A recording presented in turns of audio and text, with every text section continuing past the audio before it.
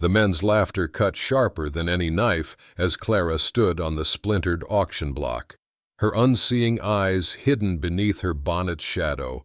Her fingers gripped the worn fabric of her dress, knuckles white with tension, while the auctioneer's voice boomed across the dusty Montana square. "Next up, gentlemen." The auctioneer circled her like a vulture. "Mail-order bride from back east. Papers all proper. But seems the agency forgot to mention one tiny detail." He yanked Clara's chin up roughly. "This one's blind as a cave bat." Raucous laughter erupted. Clara kept her spine straight despite the shame burning her cheeks. Her mother's last words echoed in her mind.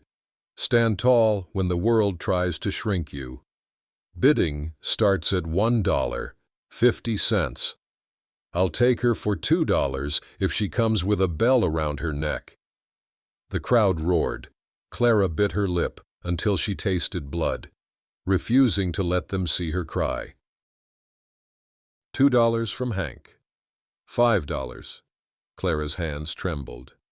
She'd learned to cook by touch and smell after losing her sight to fever at 12. The orphanage made sure she earned her keep. "She'll burn your dinner and set your house afire," someone shouted. The bidding continued as a cruel game. Clara stood motionless, building walls around her heart with each mocking bid. $15. The suggestion in those words made Clara's stomach clench. This was worse than she'd imagined when the agency sent her west. Then a new voice cut through the jeers, deep, calm, carrying authority without volume. $500. Silence fell like a thunderclap. Even the auctioneer seemed stunned. I'm sorry. Mr. Ward, did you say $500? Cash?" No humor colored those words. Now, Clara heard shuffling as the crowd parted. Heavy boots approached the platform. A large, calloused hand touched her elbow gently. "Come with me," the voice said quietly. As he helped her down the steps, his breath warmed her ear with words meant only for her. "You are God's sent, not their amusement." The whispered phrase nestled in her chest like a prayer as this stranger named Ward led her away from the laughing crowd. The wagon wheels creaked a steady rhythm as they traveled. Clara counted turns and distances in her mind, building a map she couldn't see. The man beside her, Caleb Ward, she'd gathered, hadn't spoken since leaving town. "How far?" she finally asked, her voice smaller than she intended. "Another mile." His voice was rough as pine bark. "My ranch sits at the base of Thunder Ridge, best grazing land in the territory." When they arrived, Clara heard dogs barking wildly. "They won't hurt you," Caleb said. "They're just—" Clara surprised him by kneeling, extending her hand. She hummed a soft tune, a lullaby her mother had taught her. The barking subsided to curious whines. "Well, I'll be," Caleb muttered. "Took me weeks to gentle those curs inside the house." Boots shuffled across wooden floors. Men's voices dropped to whispers as they entered. Clara felt their stares like physical weight. "Boys," Caleb announced. "This is Miss Clara. She'll be staying here. That right?" A voice sneered from the corner. Boss finally found himself a wife, but couldn't find one with eyes. Clara flinched. Caleb's response came like a whip crack. "You speak about my wife like that again, Porter, and you'll be looking for work with a broken jaw." The silence that followed hung heavy. Wife Clara's heart stuttered. They hadn't discussed this arrangement. Later, as a ranch hand showed her to a room, Clara counted steps, memorizing the layout. "Why did he buy me?" she asked when she and Caleb were finally alone. "Is that what you think happened?" Caleb's voice came from the doorway. "Isn't it? $500 is a steep price for a blind woman." "I paid to stop a cruelty, not to own a person." His voice softened. "If you want to leave tomorrow, I'll arrange it, but if you stay, you'll be treated with dignity, not out of pity, out of respect." That night, Clara lay awake in the unfamiliar bed, fingers tracing the quilt's pattern. From somewhere down the hall came the faint sound of a man weeping. Following the sound, her searching fingers found another door, locked, but the wood smelled of lavender and dust, as if the room behind it had been closed for years. A week passed. Clara adapted quickly, counting steps between furniture, memorizing the kitchen's layout. She rose before dawn each day to prove her worth. Caleb watched her from the doorway as she prepared breakfast, moving with surprising confidence. Never seen eggs cooked so perfect by someone who can't see the pan. He remarked. Clara smiled slightly. "My hands can see heat. My nose can see when food burns." "I've learned different ways of seeing." Thunder rumbled outside. Rain began pelting the roof like buckshot. Storms coming fast. Caleb said, "Might be trouble for the herd." By midday, the storm had become a howling beast. 2 ranch hands burst through the door, dripping and breathless, creeks rising fast. Boss South pastures flooding. Some calves got separated. Caleb grabbed his oilskin coat. Clara stood listening intently. Head tilted. "There's one by the cottonwood," she said suddenly. "Can't you hear it?" The men exchanged confused glances. "Ain't no way to hear a calf over this storm." "Ma'am," one said, "it's there." Clara insisted. High-pitched. "Desperate. About half a mile southeast. I'd wager." Caleb studied her face. "Porter, check the cottonwood bend." 20 minutes later, Porter returned, soaked and wide-eyed, carrying a trembling calf.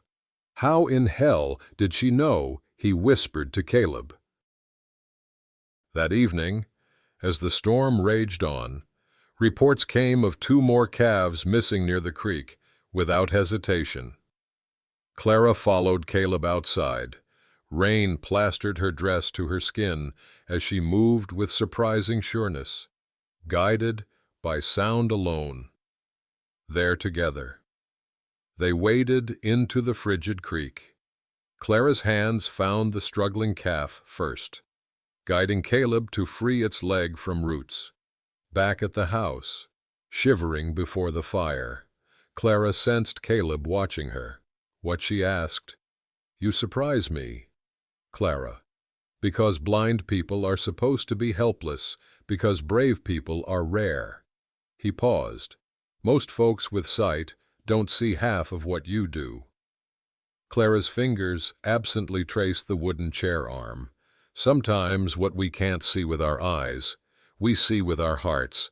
That's how I found those calves." She hesitated. "And that's how I'm starting to see you." Caleb Ward.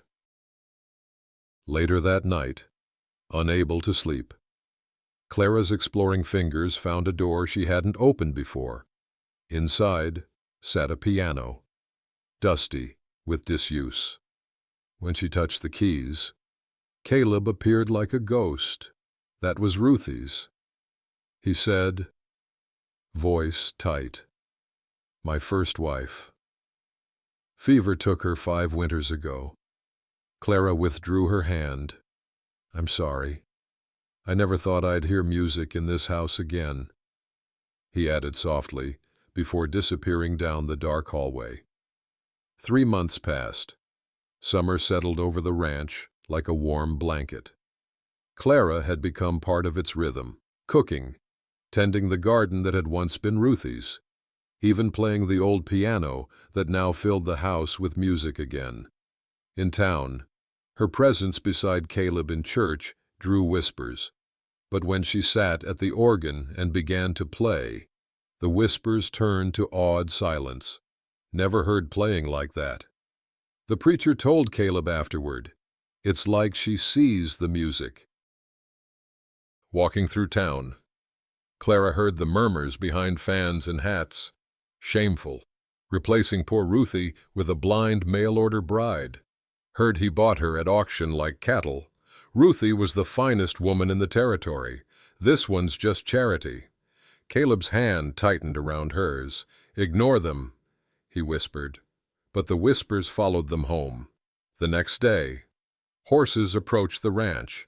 Clara recognized the town mayor's voice, along with others, a delegation. Caleb.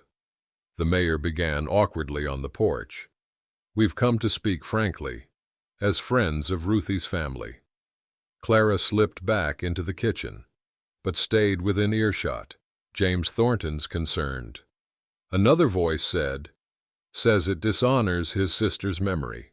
You replacing Ruthie with, well, with what? Exactly. Caleb's voice had gone dangerously quiet. A blind charity case you bought at auction, came the blunt reply. Ruthie was respected. This girl's a joke that went too far. Clara's hands gripped the counter, knuckles white.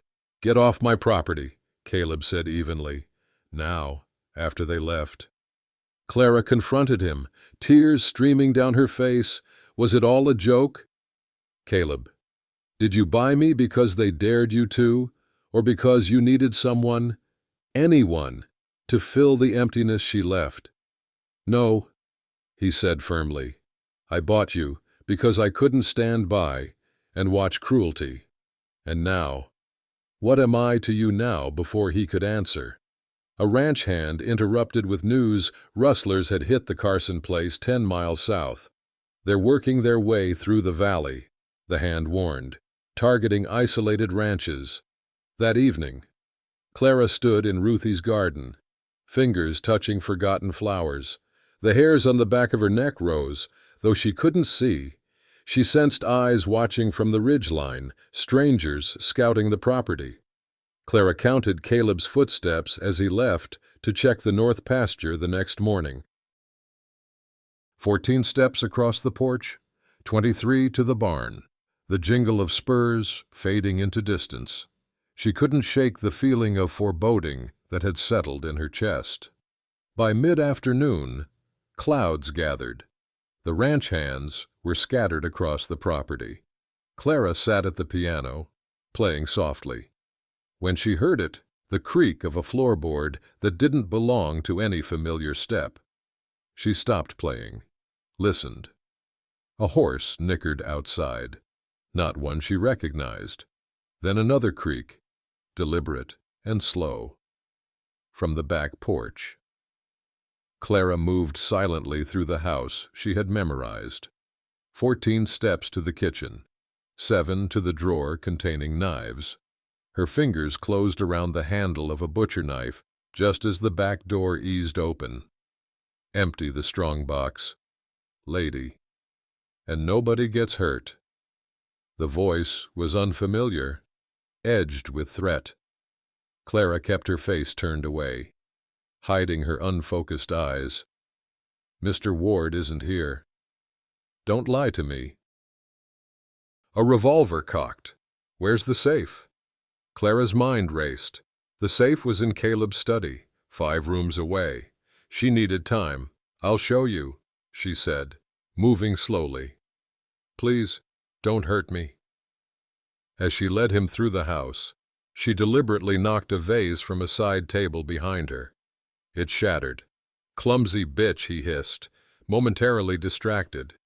In that instant, Clara slipped into the adjacent room, moving with the confidence of someone who navigated by memory, not sight. She circled silently behind him. Where'd you go?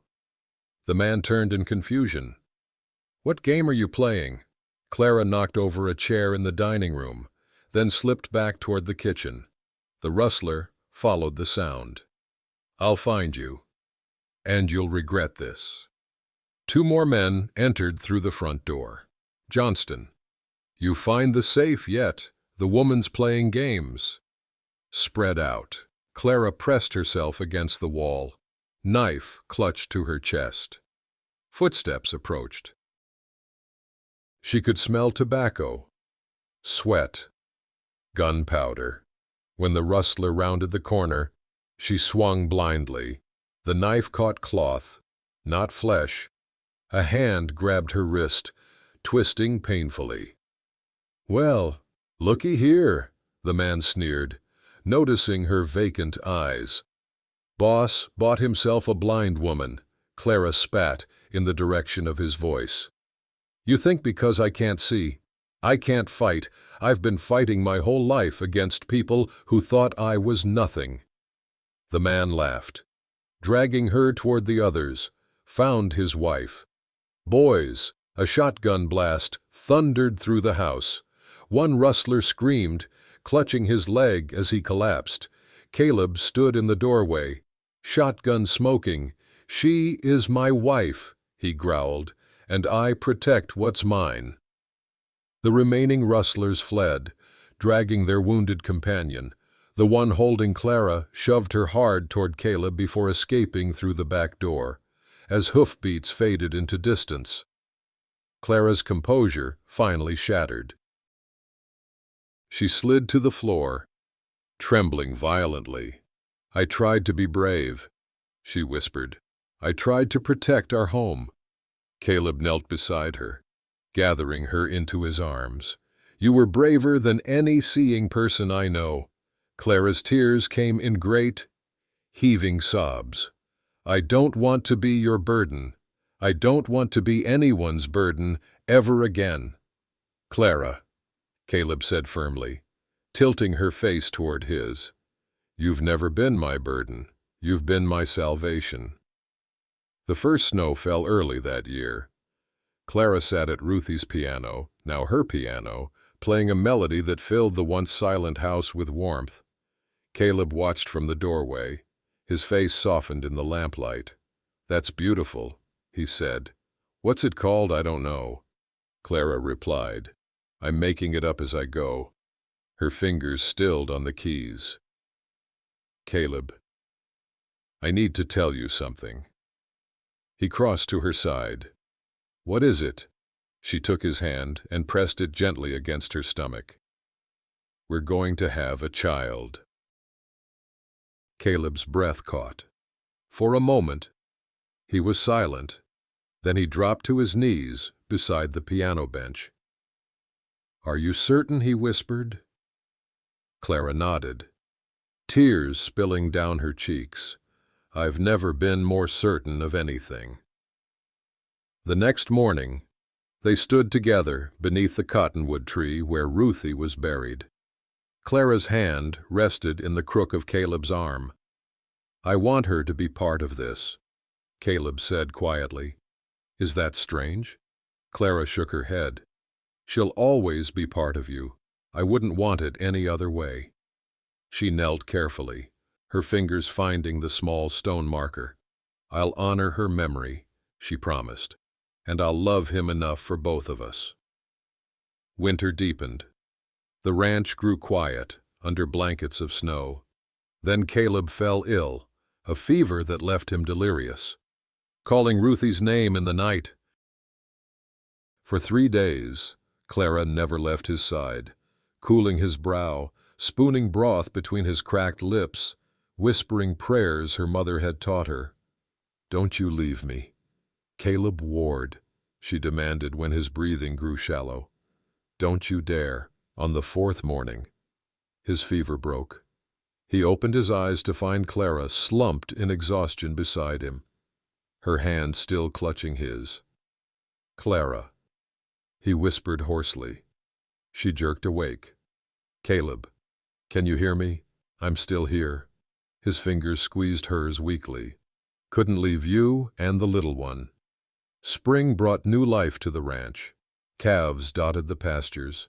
Ruthie's garden bloomed under Clara's care. And on a warm May morning, after hours of labor, their daughter entered the world with a powerful cry. "She sounds strong." Clara laughed through tears, holding the swaddled infant. "She's beautiful," Caleb said, his voice thick with emotion, just like her mother. "What shall we name her?" Caleb brushed a finger across the baby's cheek. Grace, he suggested, because that's what she is, what you are, what we found together. Years passed. The town that once whispered cruel jokes now pointed with pride to the ward place where the blind woman played music that made grown men weep, where her uncanny abilities with animals became legendary, where a family rose from the ashes of cruelty and loss on their 10th anniversary, sitting on the porch as their children played under the cottonwood tree. Caleb finally asked the question that had lingered for years. When they sold you as a joke, I thought I was saving you. But you saved this ranch, this house. You saved me. Clara, how did you do it? Clara's unseeing eyes turned toward the setting sun. She couldn't see, but could feel on her skin. By learning that true sight comes from here, she pressed her hand to her heart. My eyes may be blind, but my soul sees clearly. Caleb took her hand, pressing it to his lips. You are God's sent, he whispered, just as he had that first day. The greatest blessing I never knew to ask for. Years later, long after both were buried beneath the cottonwood tree, folks in the territory would still tell the story of the blind mail-order bride and the rancher who recognized her true worth.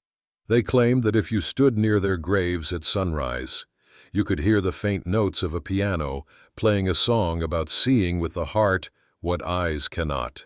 The end.